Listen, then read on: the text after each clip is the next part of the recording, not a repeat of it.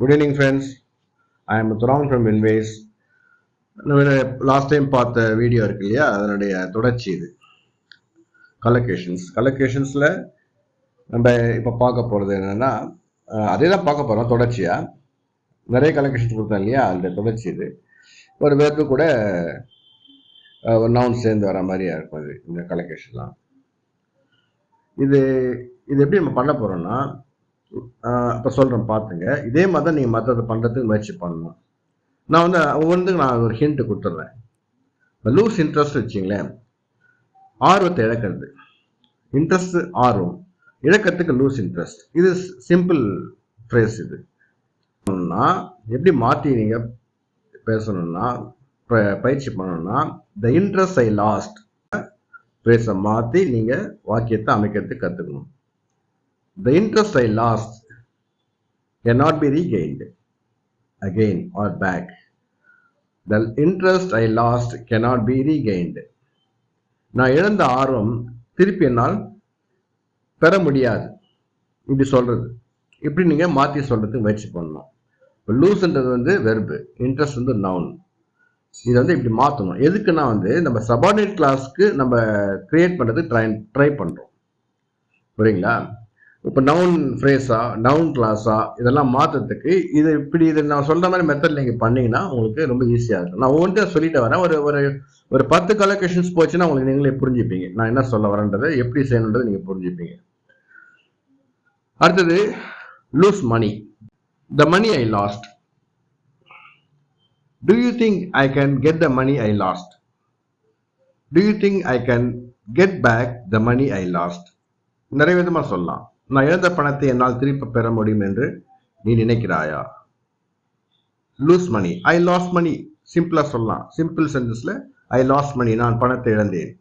I have lost மணி, நான் பணத்தை இழந்து விட்டேன். அதே மாதிரி அடுத்தது லூஸ் வெயிட். லூஸ் வெயிட்னா எடையை இழக்கிறது. இப்போ எப்படி சொல்லலாம் இது நீங்க? The weight I lost was all due to the exercise and the dietary. Dietary மூலமாகவும், டயட் மூலமாகவும், எக்ஸசைஸ் மூலமாகவும் நான் அந்த எடையை இழந்தேன். இழந்த எடையை எப்படி இழந்ததுன்னா, இது மூலமா, எக்ஸசைஸ் பண்றது மூலமா அப்படின்னு சொல்லும்போது, the weight I lost was all due to the exercise I did and the diet I took. நான் எடுத்துக்கொண்ட டயட் மூலமாகவும், எக்ஸசைஸ் பண்ணுறது மூலமாகவும் அந்த எடை நான் இழந்தேன் அப்படின்னு சொல்றதை இப்படி சொல்ற மாதிரி. அடுத்தது lose your life. Lose your லைஃப்ன்றது வந்து நம்பிக்கை இழக்கிறதுக்கு சொல்லலாம், வாழ்க்கையை இழக்கிறதுக்கு சொல்லலாம், உயிரை இழக்கிறதுக்கு சொல்லலாம், லவ் ரிலேஷன்ஷிப் இதெல்லாம் இழக்கிறதுக்கு சொல்லலாம். நிறைய விதத்தில் சொல்லலாம். எது இம்பார்ட்டண்டா நினைக்கிறோமோ அதை இழந்துட்டோம்னா அப்படி சொல்லலாம். I lost my life, I have to rebuild it, I have to reconstruct it. புரியுங்களா? The life I lost has to be reconstructed, திருப்பி உருவாக்கப்பட வேண்டும். Next lose your temper. Temper வந்து லூஸ்ன்ற வார்த்தை யூஸ் பண்ணணும். டெம்பரை இழந்துறது, டெம்பர் இழக்கிறதுன்றது வந்துக்கு நம்மளுடைய மன சமநிலை இருக்கு இல்லையா, எமோஷனல் கண்ட்ரோல், அதை இழக்கிறதுக்கு வந்து lose your temper. I lost my temper. புரியுங்களா? The temper I lost made history. அன்னைக்கு நான் எமோஷனல் ஆனவருடைய எஃபெக்ட் என்னன்னா அதுதான் என்னுடைய வரலாறு அப்படின்னு சொல்லும்போது அப்படி சொல்லலாம். அடுத்தது லவ் டியர்லி. ரொம்ப நெருக்கமா, ஆழமா நேசிக்கிறதுக்கு லவ் டியர்லி. அடுத்தது மீட் நீட். மீட் நீடுன்றது வந்து இன்னொரு மீட் இருக்கு, METE. அந்த மீட்டு சொல்லலாம், இந்த மீட்டை சொல்லலாம். இது சந்திக்கிறது, அது சமாளிக்கிறது, கையாளுறது, சமாளிக்கிறது சொல்லலாம் METE. மீட் நீட் ஒரு தேவையை சந்திக்கிறது. அடுத்தது மீட் ஸ்டாண்டர்ட், ஒரு தரத்தை நம்ம சந்திக்கிறது. மீட் டார்கெட், ஒரு டார்கெட் ஃபிக்ஸ் பண்றது. இன்னைக்கு அவுட் அண்ட்ல ப்ரொடக்ஷன்ல அந்த டார்கெட்டை சந்திக்கிறது, கரெக்டாக போய் ரீச் பண்றது, அது அந்த டிமாண்டை வந்து ஃபுல்ஃபில் பண்றது, அந்த டார்கெட்டை அச்சீவ் பண்றது. அச்சீவ் த டார்கெட்டை சொல்லலாம். மீட் அப்போசிஷன், எதிர்ப்பை சந்திக்கிறது. The political parties have to meet the opposition because of the mismanagement, because of their mismanagement. இப்படிலாம் சொல்லலாம் நம்ம. நெக்ஸ்ட் மிஸ் அ ஃப்ளைட். ஒரு ஃப்ளைட்டை மிஸ் பண்றது. மிஸ் எ கோல், ஒரு கோலை மிஸ் பண்றது. Miss an opportunity, the opportunity I missed is highly valuable. The opportunity I missed is highly valuable. புரியுதுங்களா? நான் இழந்த சந்தர்ப்பம்ன்றது ரொம்ப வேல்யூபிள் ஒன்று. அடுத்தது obey an order. Orders should be obeyed. Orders should be obeyed. ஆர்டர்லாம் வந்து மதிக்கப்பட கடைபிடிக்க வேண்டும், கீழ்ப்படிதல் வேண்டும். ஆர்டர்ஸ்லாம் மிலிட்ரியில், போலீஸில், எனி யூனிஃபார்ம்டு சர்வீஸ் வச்சிங்களேன், அதில் வந்து ஆர்டர்ஸ்லாம் வந்துன்னா அதை ஒபே பண்ணி ஆகணும். The order not obeyed is a kind of disrespect. ஓகேங்களா? அடுத்தது offer a job. The job you offered me is not so good. எனக்கு நீ கொடுத்த வேலை வந்து அவ்வளோ நல்லா இல்லை. The job you offered me is not so good for me. It doesn't fit for me.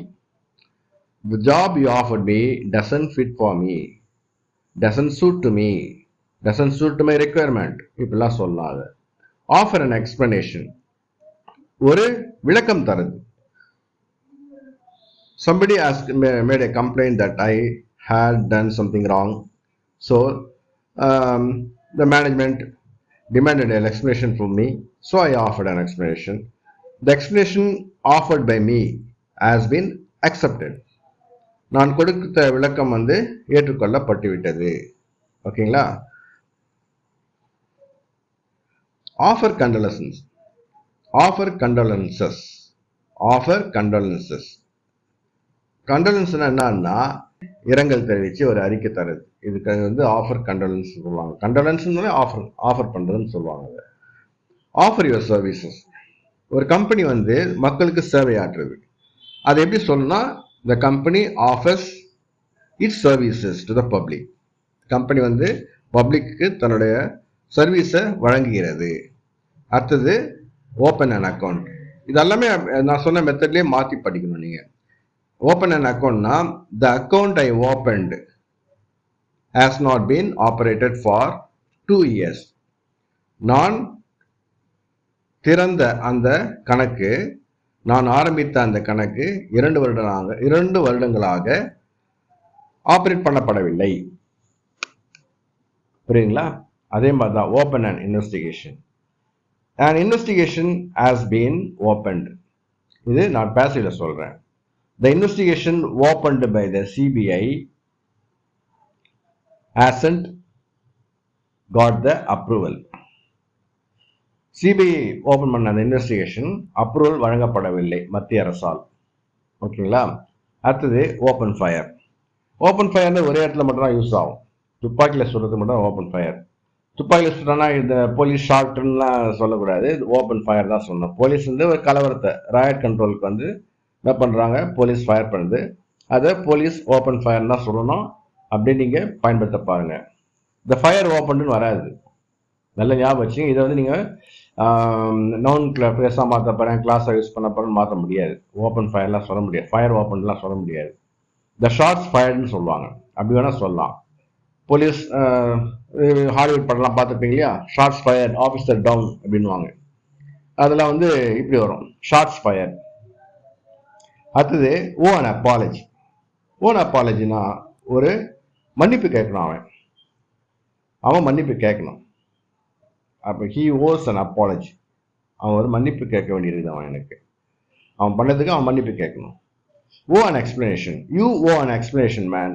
You have done lot of mischiefs here. So you have to give an explanation.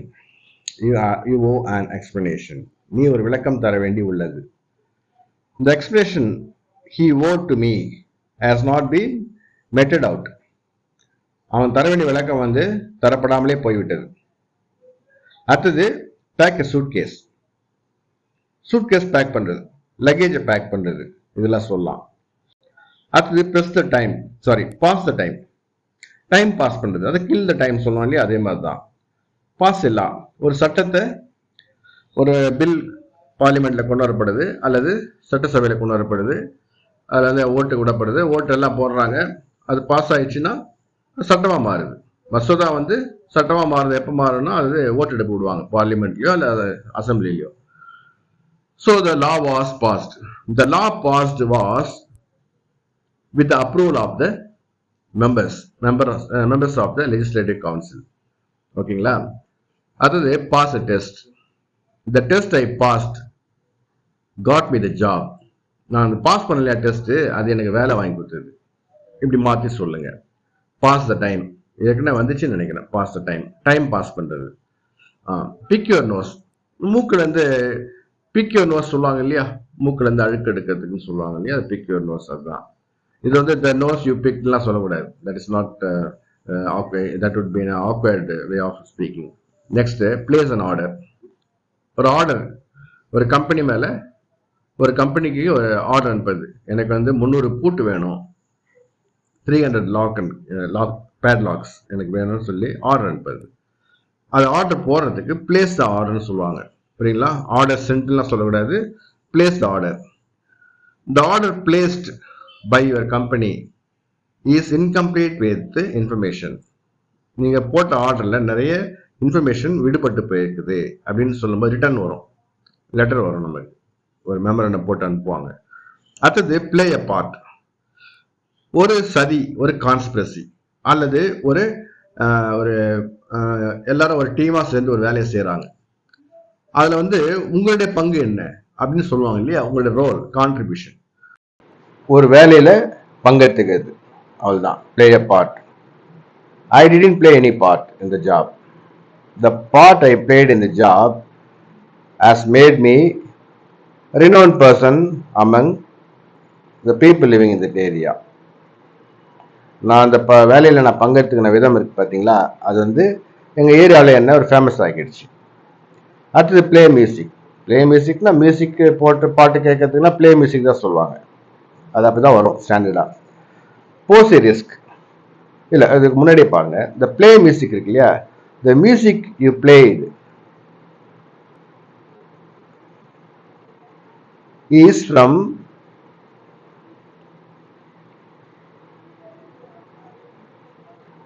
the music he played is one of the number from ABBA. அபானுடைய ஒரு பாடல் தான் நீ போட்ட பாட்டு ஆக்சுவலா அப்படின்னு சொல்றத சொல்லலாம். அடுத்தது போஸ் ரிஸ்க். போஸ் த்ரெட்லாம் வந்து ஒரு ஆபத்தை விளைவிக்கக்கூடியதா ஒரு விஷயம் இருக்குது.